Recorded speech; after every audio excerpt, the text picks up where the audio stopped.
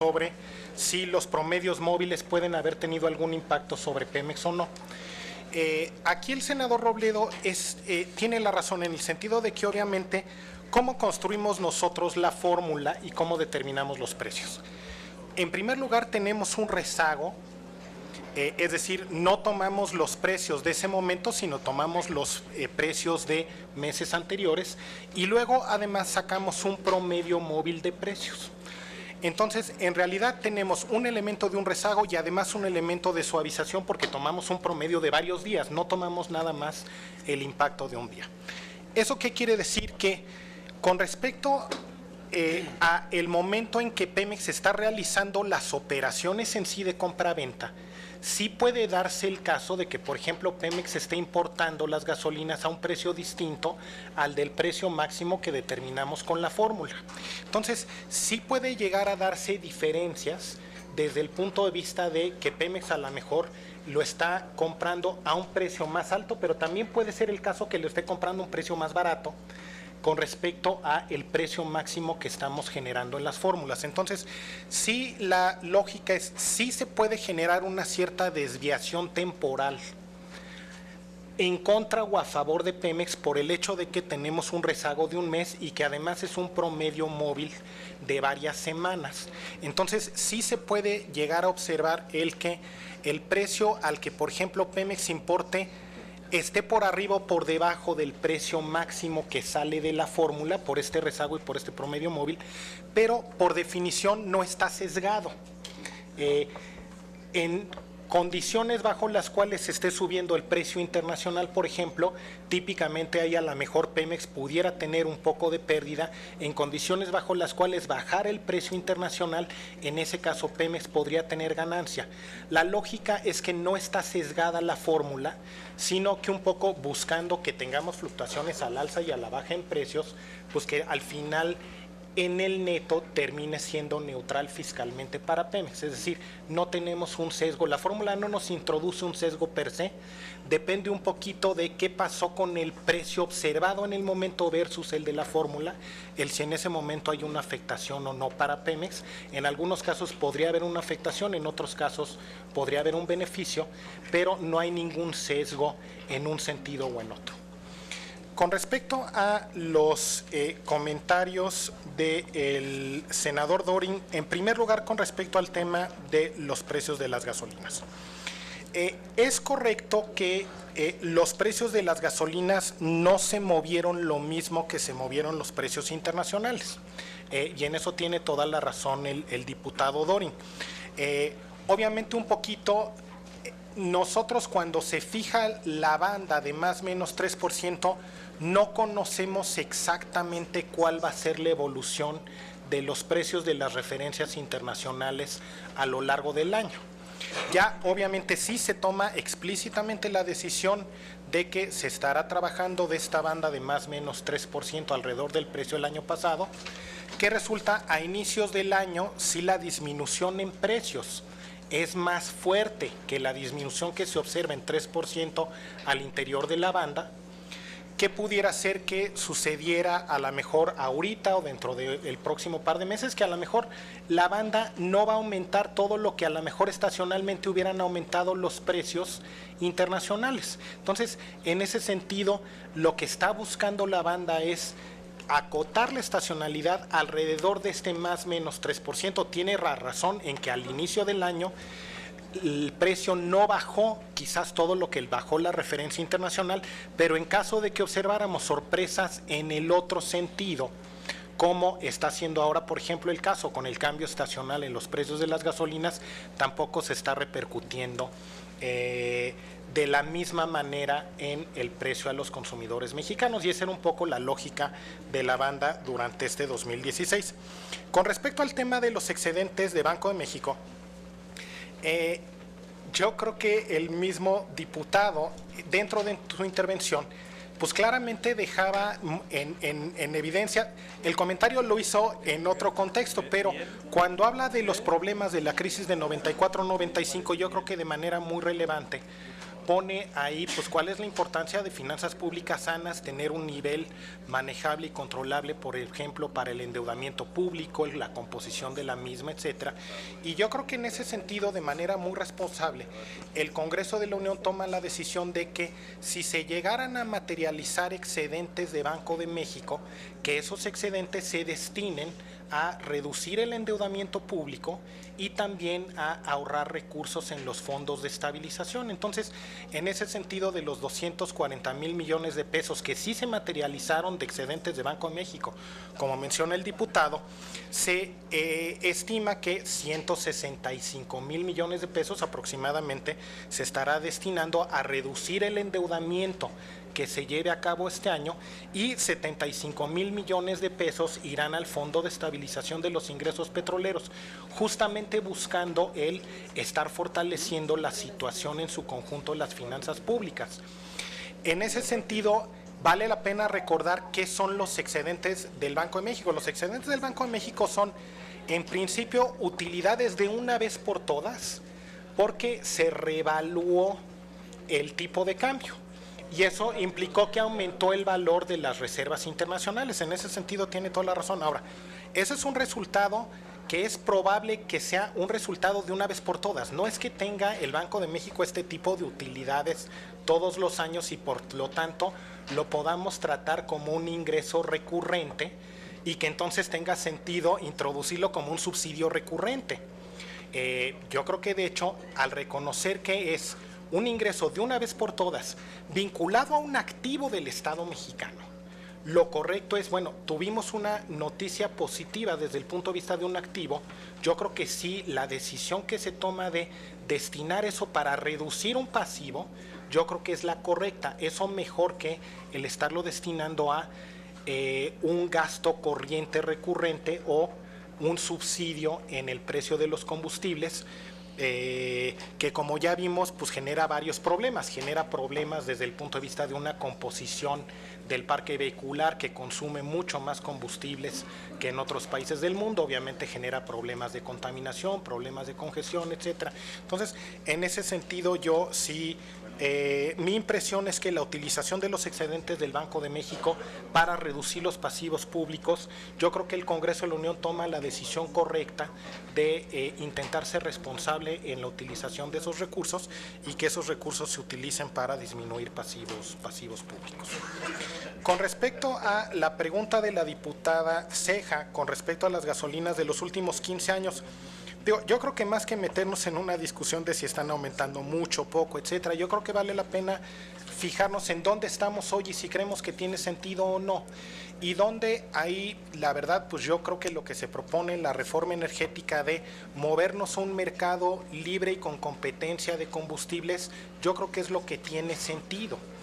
Y en ese sentido, obviamente, pues lo que estamos viendo ahora es una transición a este mercado libre y con competencia de combustibles, donde los precios, en lugar de ser determinados de manera administrativa, pasan a ser determinados ya de acuerdo y de manera más cercana a lo que estemos observando en los mercados. Entonces, realmente enfatizando un poco un comentario que también hizo el senador Cavazos, donde sí, la evolución reciente que vemos en los combustibles obedece a la evolución que estamos observando en tipo de cambio y en precios de referencias internacionales. Ahora, con respecto finalmente a la pregunta explícita del senador Cavazos, porque en este caso sí fue muy explícito, obviamente en la evolución y en el incremento reciente de los precios de los combustibles domésticos sí tiene que ver el tipo de cambio, porque obviamente consideramos el precio de la referencia internacional convertido a pesos, pero de todas maneras el elemento principal sigue siendo la referencia internacional. En la presentación que yo les hacía, les mostraba un poco cómo había aumentado el precio del petróleo y el precio de las referencias expresado en pesos, que incorporaba tanto el cambio en la referencia internacional como el efecto del tipo de cambio. Pero de todas maneras, por poner un ejemplo, si usted ve cómo cambió el precio de WTI de diciembre a julio, de nuevo hay que recordar que hay un rezago, pero si vemos de diciembre del año pasado a julio de este año, el precio del WTI aumentó $8.20 por barril, es decir, un incremento de 21% en el precio en dólares, lo cual quiere decir que si bien sí pudo haber habido algún tipo de efecto adicional por el tipo de cambio, realmente la parte más fuerte tuvo que ver con los cambios en las referencias internacionales. Y obviamente pues agradeciéndole también todas las clarificaciones que hizo en su intervención. Muchas gracias. Muchas gracias, subsecretario. Ahora cedería el uso de la palabra al director general de Petróleos Mexicanos, el doctor José Antonio González Anaya. Adelante. Muchas gracias, senadora presidenta. Pues muchas gracias por los comentarios a lo largo de toda la comparecencia, en particular sobre el tema de la calidad de las gasolinas. La norma de la calidad de las gasolinas viene de la Secretaría de Energía y Pemex la cumple. Sin embargo, es importante pues, hacer un poco un recuento de qué medidas se han tomado en los últimos, pues quizás 20 años, para ir mejorando gradualmente la calidad de las gasolinas. En los 90 se eliminó el plomo de las gasolinas. Si ustedes recuerdan, pues las gasolinas tenían un antidetonante basado en plomo. Esto aumentó notoriamente la calidad de las gasolinas y mejoró notoriamente o disminuyó notoriamente la calidad de la contaminación de los coches. Gradualmente en los últimos 10 o 15 años se ha venido reduciendo la cantidad de azufre que tienen las gasolinas. A mediados de los 90, con temor a equivocarme, creo que teníamos como 2 o 3 mil partes por millón, hoy la norma es 30, y esto nos lleva a, pues a la situación en la que estamos hoy y que nos lleva a decir con bastante confianza la calidad de las gasolinas mexicanas es comparable con las gasolinas de Estados Unidos. Como en muchas de las cosas que se mencionó, hay variación de estado en estado, pero en su gran mayoría la calidad es la misma y tiene algo de sentido. Las gasolinas que importamos provienen de Estados Unidos y vendemos la misma gasolina de manera que se cambia. Para la zona metropolitana se le ponen ciertas cosas que ayudan a que la combustión mejore. Y eso otra vez ayuda a que mejore el funcionamiento y se reduzca la contaminación. Es un proceso continuo, es un proceso en el cual se mejoran las gasolinas, cambian los coches, se vuelven a mejorar las gasolinas o se cambian los coches y se mejoran las gasolinas. Es un círculo que va ocurriendo porque se tiene que ir cambiando la tecnología de los coches para que aprovechen las nuevas medidas que tiene la gasolina. Entonces está trabajando, se va a seguir trabajando en esto y pues Pemex va a hacer todo lo que esté dentro de su ámbito, de su competencia, para observar la calidad de las gasolinas que marque la Secretaría de Energía. Ya no, o sea, Pemex no es un cuerpo normativo en ese sentido. Nosotros se nos dictan las reglas y las vamos sumando. Entonces, con eso yo me aprovecho para agradecerle a la senadora presidenta la conducción de la reunión, a todos los senadores, senadoras, diputadas y diputados, todos sus comentarios y el tiempo que se han tomado para esta comparecencia. Muchas gracias. Muchísimas gracias, doctor. Pasaríamos ahora con el director de la Comisión Federal de Electricidad, el doctor Jaime Francisco Hernández Martínez. Adelante. Cómo no, con gusto, senadora presidenta. Respecto a las preguntas del senador Zoé Robledo, nos preguntaba sobre el monto de los pagos fijos de los gasoductos. Primero me gustaría comentar muy brevemente en qué consisten estas licitaciones de gasoductos impulsadas por la CFE. La CFE efectivamente hace la licitación, pero el capital invertido es del sector privado, de manera que en este proyecto, en estos proyectos se comparte con el sector privado ese riesgo de la construcción de los ductos. Los cargos fijos fueron el año pasado cercanos a los 9,000 millones de pesos y serán cargos fijos que continuarán creciendo conforme vayamos recibiendo pues los ductos que están ahora en construcción, más los que se liciten en el futuro. Si uno hace una comparación del costo de generar energía eléctrica a base de combustóleo contra lo que nos cuesta hoy generar con gas, incluyendo los cargos fijos de transporte, pueden observarse eficiencias muy importantes.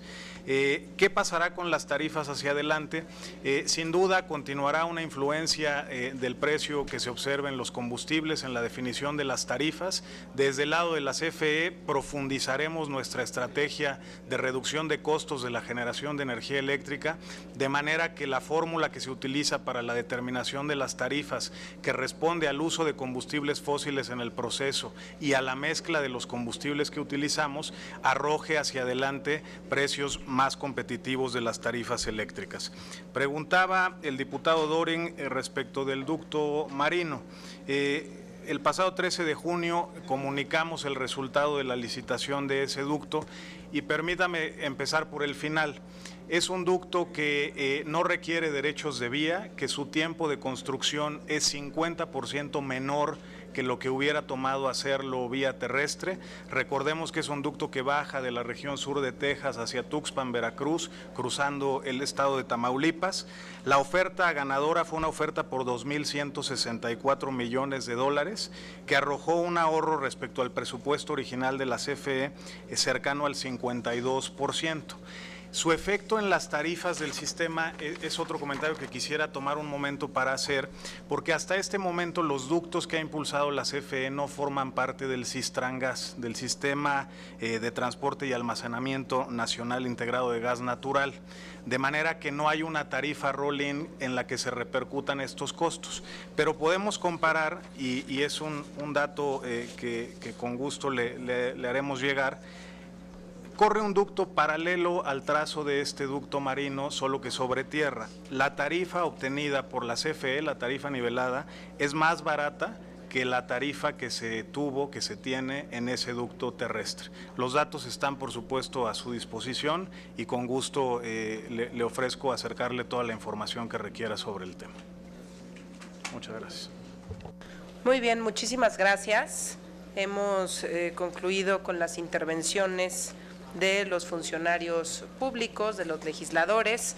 Quiero agradecer a cada uno de ustedes el que hayan estado aquí en la tercera comisión, al secretario de Energía, Pedro Joaquín Codwell, al subsecretario de Ingresos de la Secretaría de Hacienda y Crédito Público, el doctor Miguel Mesmacher, al director general de Petróleos Mexicanos, el doctor José Antonio González Anaya, al director de la Comisión Federal de Electricidad, el doctor Jaime Francisco Hernández Martínez.